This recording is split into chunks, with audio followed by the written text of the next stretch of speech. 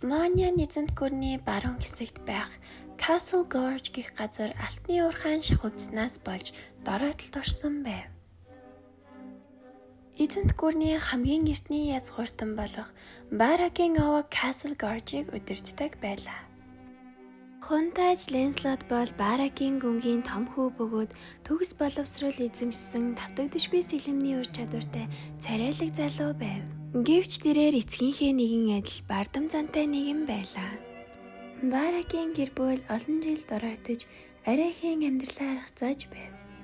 Гэвч Барак гүн гэр бүлээ сэргээхийн тулд нэгэн төлөвлөгөө боловсруулсан нь их хөрөнгөтэй айлын охинтой хүүгээ гэрлүүлж тэрээр Lancelot-ийн хурмаар баяжих явдал байв. Гэвч энэ нь зөвхөн түүний л бодол байлаа. Lancelot бол бага наснаасаа хойш баатруудын түүхэнд дурлаж өөрийгөө хамгийн авьяаслаг дур булаан баатар хэмээн итгэдэг нэгэн байв. Түүний хувьд гэрлэл дээр мөнгө олох нь нэр төрд нь хаш зүйл юм. Иймээс эцэгтэйгээ маргалдан гэрээсээ явхаар шийджээ. Хэдийгээр тэрээр эцгийнхээ санхүүгийн дэмжлэггүй болсон ч Lancelot ус даяар зохиогддог сэлэмний тэмцээнүүдэд оролцож амьдралаа залгуулж байлаа. Тэр хизээч ялагдаж байгаагүй ба өрсөлдөгчийнхөө биед өөрийн урайг бичиж гарын үсгээ зурах дуртай байв. Эцгийнхээ хяналтаас салснаар Lancelot эмэгтэйчүүдтэй орооцолдож түүний хайр дурлалын явдлууд эзэнт гүрнээр нэг тархжээ. Хүмүүс түүнийг шоолон сарнаан сэлэм хэмээн хочлох болов. Харин эцэг нь түүний энэ явдалд ихэд дуурлан гэр бүлийн бүртгэлээсээ хасжээ. Нэгэн өдөр Lancelot аажуур нуур хүртэл аялж арх унгаа өөрийгөө магтан дуудуулж тэнэглэх үедээ торгон нөмрөгтэй залуу охиныг согтуу нөхдөө дарамталж байгааг харжээ. Тэр даруй сэлмээ суулан хулгайнуудыг хөөж явуулсан ч өөрөө ч бас согтуу байсан тул хүн дээр шархагдаж нэгэн модны доор сөхрөн унжээ. Ухаан алгахаа өмнө тэр гэлэлцэн хосталгаж харсан ба энэ түүний сүнсийг авч явж буй Тэнгэрийн элч байна хэмээн боджээ. Lancelot-ыг сэрхэд цээжин дээрх шархыг нь боосон байв. Харин хажууд нь даруухан инээмсэглсэн охин сууж байлаа.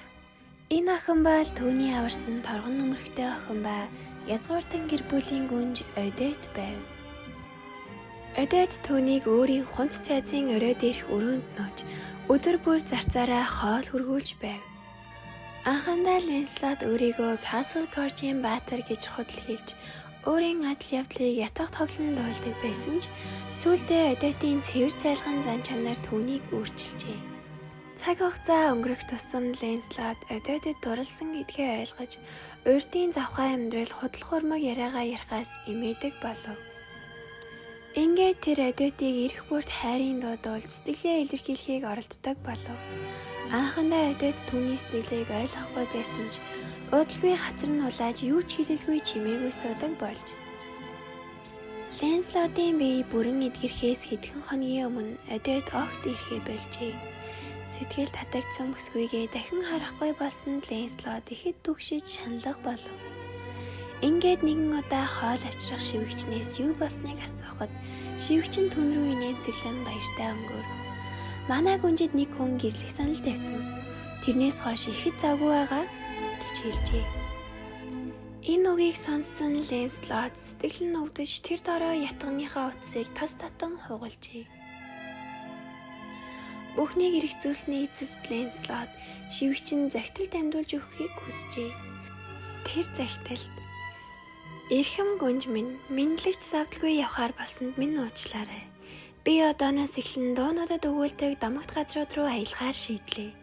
Харин би эргэж ирэх тэр өдөр хунт цайзынтай өмнө жинхэнэ баатар болж зогсох болно. Хөх нөр болон наран хорс гэрлийг гэрч болгон бүхий л хугацаанд зүрхэндээ хадгалсан сэтгэлээ би таны чихэнд өөрийн амаар хэлж чадах болов." Odette захидлыг уншиж дуусаад шууд цонх руу гүйн очиж цааш харлаа.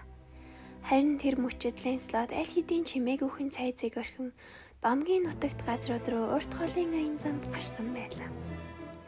Эзэнт гүрний газар нутагт дайн тулаан үргэлжилж байх энэ үед сарнаан сэлэм хэмээн нэрлэгдсэн тэр баатар өөрийн бахархлын дууг бичгээр замдаа гарчээ.